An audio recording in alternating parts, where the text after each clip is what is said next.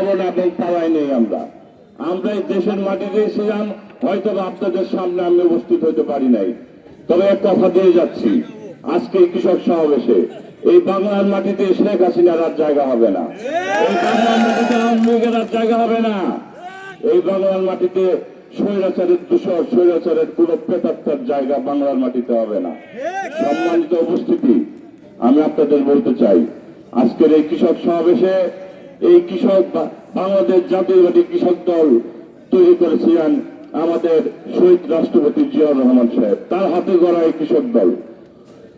দেশের শতকরা 85 জন কৃষক কৃষিকাজে, আমাদের বাংলাদেশের কৃষিকাজের সাথে জড়িত, যার ফসল খেয়ে আমরা আজকে এই পর্যায়ে, আমরা আজকে ছোট থেকে বড়, বড় থেকে আরো বড়, আমরা সবাই এই কৃষকের হাতের কষ্টের ফসল খেয়ে আমরা আজকে এই পর্যায়ে চলে এসেছি।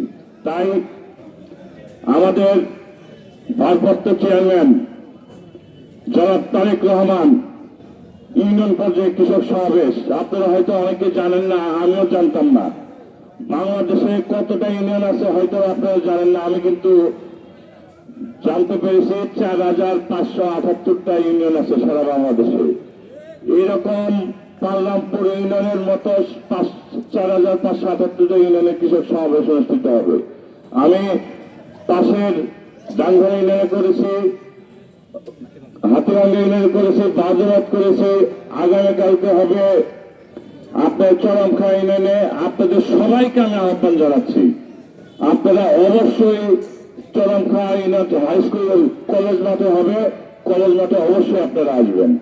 আমি আরো বলতে চাই, এই স্বৈরাচারের দূষর কৃষির যে ধ্বংস করে গেছে, এটা পরে কিছুটা জানতে পেরেছেন আপনারা। তবে আমি বলতে চাই, বিএনপি আগামীতে সরকার গঠন করবে, কৃষকদের জন্য কি কি কাজ বাস্তবায়ন করবে সেটার ব্যাপারে ভারপ্রাপ্ত চেয়ারম্যান সাহেব আমাদের একটা নির্দেশনা দিয়েছেন। কৃষকের উৎপাদিত ফসলের ন্যায্য মূল্য নিশ্চিতের জন্য ইউনিয়ন পর্যায়ে সরকারিভাবে ক্রয় কেন্দ্র স্থাপনের উদ্যোগ গ্রহণ করা হবে। সরকারিভাবে যাতে আপনারা ইউনিয়ন কৃষির জিনিস, বীজ, সার, কীটনাশক, যন্ত্রপাতি যাতে আপনারা সরকারিভাবে পান সেই ব্যবস্থা করবে, বিএনপি কথা দিয়েছে।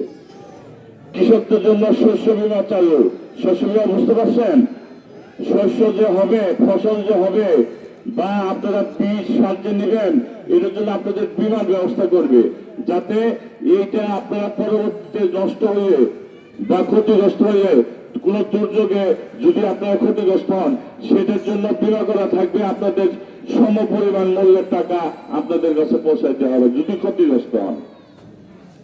3 নম্বরে আছে সেচ ব্যবস্থার সংকট নিরসনের সহিত